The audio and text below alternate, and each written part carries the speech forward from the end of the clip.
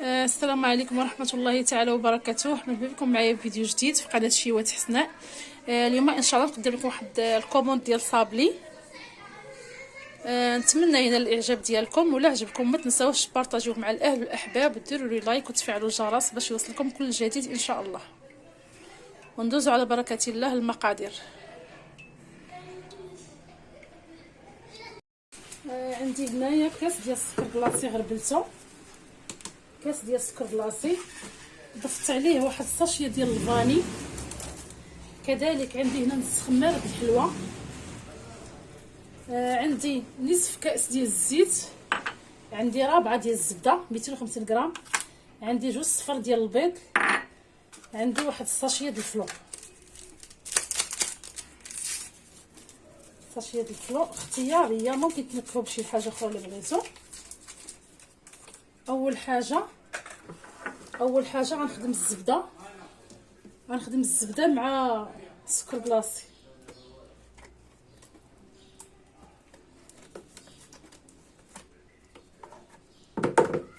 غنستعمل يديا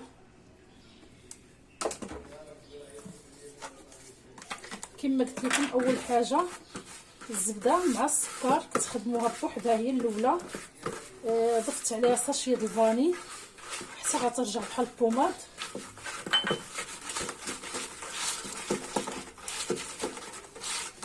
هانتوما كيفاش رجعات بحال شكل البوماده. مع الزبده حتى هي درجه الحراره كانت شويه في البلاصه دابت، غنضيف عليها الزيت نصف كاس، كذلك هاد جوج صفر ديال البيض،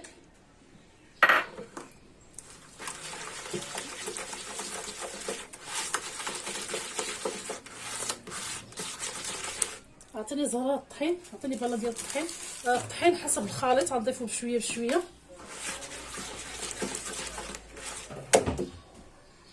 دائما كنقول لكم الطحين حسب الخليط، لان كاين الطحين اللي كيشرب، كاين الطحين اللي ما تيشربش. غنضيف هاد نص خماره.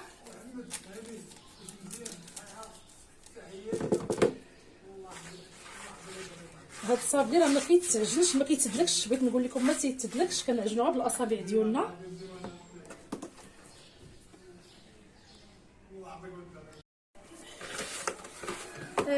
البنات واحد اضافه، واحد شويه ديال كليكوز. هو الصراحه راه خصوني نديرو في الاول وانا نسيتو، كيعطي واحد القرمشه، كيبقى صابلي مقرمش. انا غنضيفو دابا حتى الاخر، ولكن من الاحسن نديروه في الاول مع المقادير في الاول. كما قلت لكم هاد الصابلي راه ما تيتدلكش، كنجمعوها بالاصابع ديالنا.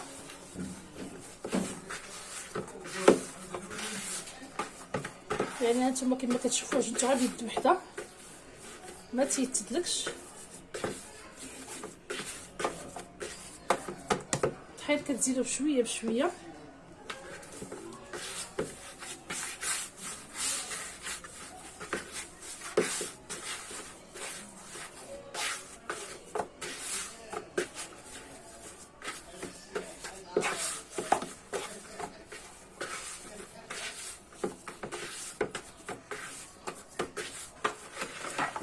هانتوما كيفاش كتجي العجينه، يعني ما قاصحاش بزاف ما رطباش بزاف. كنقسمها على جوج وغنديرها في الثلاجه. غنديرها في الثلاجه واحد نص ساعه تقريبا، نص ساعه، وعاد ان شاء الله نخدمها. غنضيفها في الثلاجه شويه ونعاودو نتلاقاو. متتبعين، من بعد ما العجينه ديالنا شدت راسها شويه في الثلاجه، خليتها واحد ربع ساعه او نص ساعه، او ممكن تخلوها الا ما فيهاش الخميره تخلوها حتى تبات، ما كاين حتى مشكل. بالنسبه للمريشمات انا عندي غندير يمكن هادو بثلاثه، ولا غندير غير هذا، غندير غير جوج شكيلات، ندير شكل مربع وشكل دائري صافي. وانتم الخطيات تيبقى لكم خدموا باش ما بغيتو. بالنسبه للعجينه الا كنتو غتلصقوا وحده مع وحده، رقوها شويه. كنتو ما غاديش تلصقوا وحده مع وحده، خلوها شويه غليظه. نتمنى نكون وضحت لكم مزيان.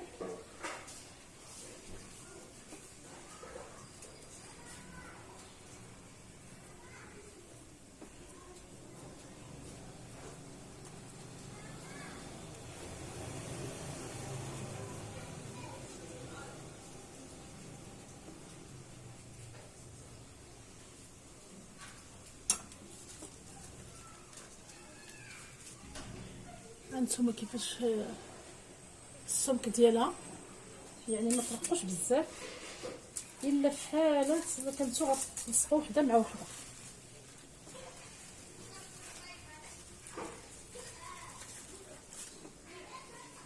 هانتوما نتمنى نكون وضحت لكم مزيان.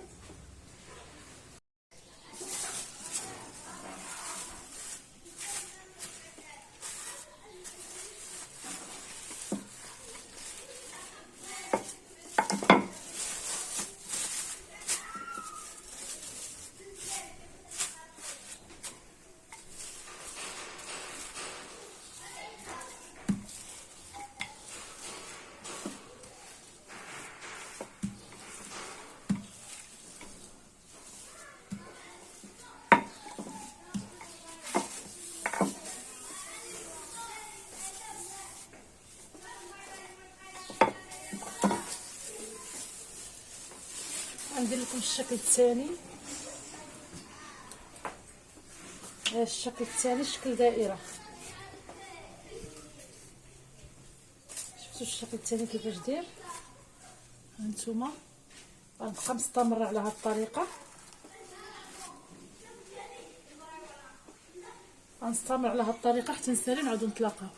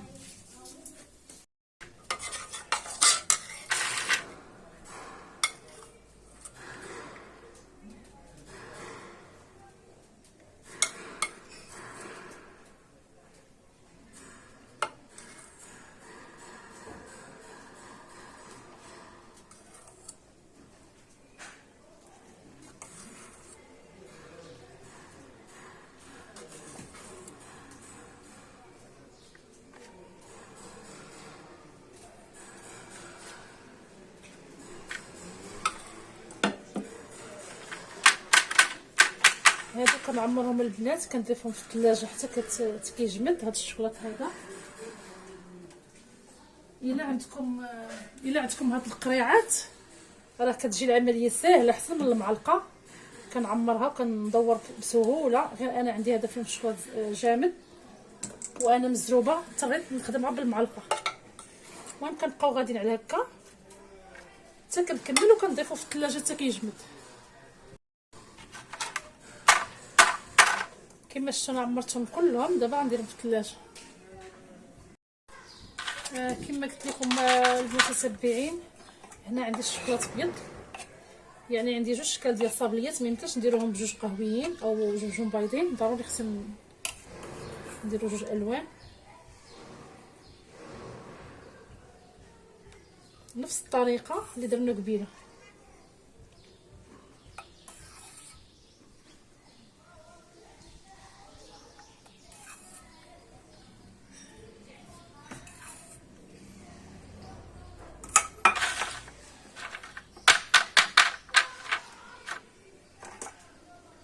صافي غنمشي على هاد الطريقه باش ما يجيش الفيديو طويل ونعاودو نتلاقاو.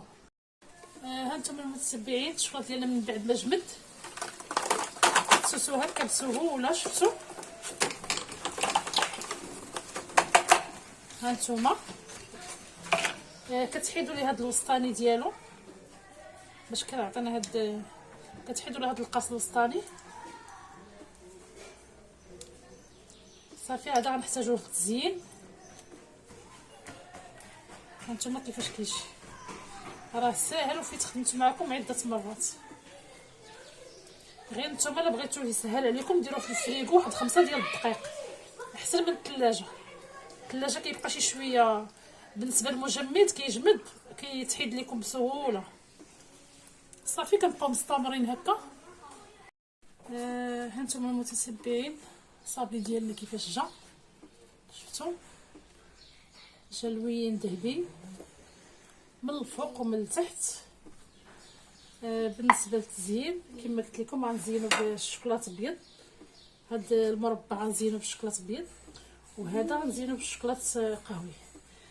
بالنسبه للتعليكه غندير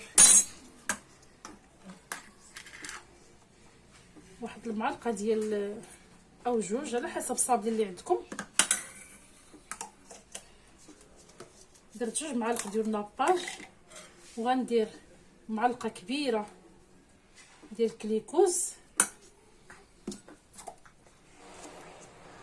وغنضيف عليها واحد شويه النسمه ديال الفريز باش كيعطيني واحد اللوين غوز.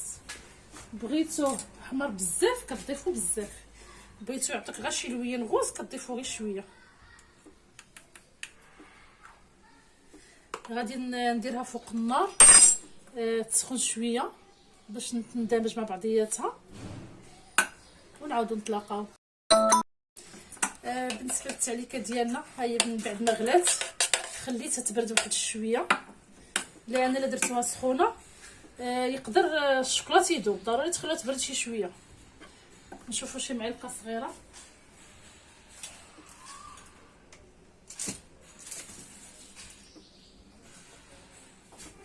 نبداو على بركه الله.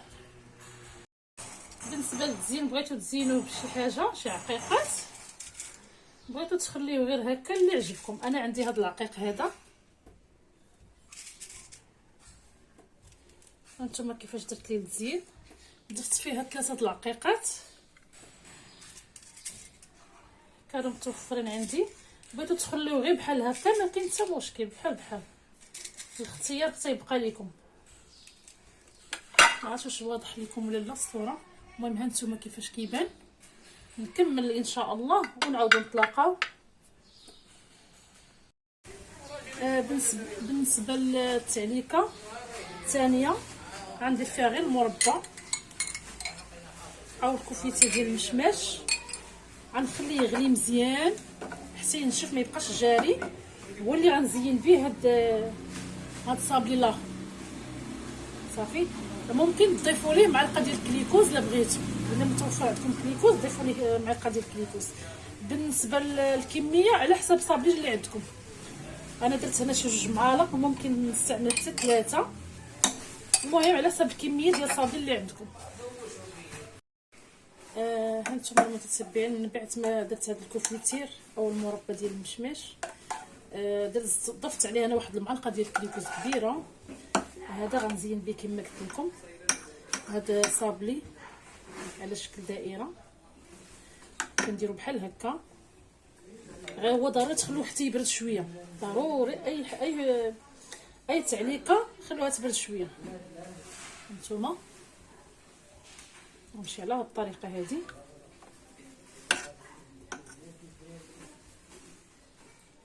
لان الا درتو التعليقه سخونه كما قلت لكم الشوكولات غادي يذوب. بغيتو تخليوها غير هكا، بغيتو تضيفوا عليها شي عقيقات اللي بغيتو. دائما تنقول لكم الاختيار تيبقى لكم. انا متوفر عندي هاد العقيق صفر، ممكن نضيف 3 حتى ل 4 العقيقات. هانتوما كيفاش كيجي. المهم راه مازال سخونه شي شويه، فاش غتبرد غنزيد تجمد هاد التعليكه هذه. المهم غنستمر هكا ان شاء الله حتى نسالي. هانتوما المتتبعين الصابلي اللي حضرت قدامكم كما شفتوا درت هاد الشكل هذا بالشوكولاط اسود، ودرت هذا بالشوكولاط ابيض. بالنسبه للتزيين درت هاد العقيقات غوزيين كانوا متوفرين عندي، ما كفاونيش كملت بهاد العقيقات ديال القلب. المهم التزيين كيبقى حسب الاختيار. تقدروا كاع لما بغيتوا ديروا حتى شي حاجه ديروا غير التعليكه بوحدها. نتمنى ينال الاعجاب ديالكم هاد الصابلي هذا. كذلك درت البهله ودرت الفقاس. هادو ان شاء الله نخلي لكم الرابط، راه فايت سبق لي حضرته معكم. كما قلت لكم هذا كوموند نتمنى ينال الاعجاب ديالكم، ولا عجبكم ما تنساوش تبارطاجيوه مع الاهل والاحباب، وديروا لي لايك وتفعلوا الجرس باش يوصلكم كل جديد، وبالصحه والراحه.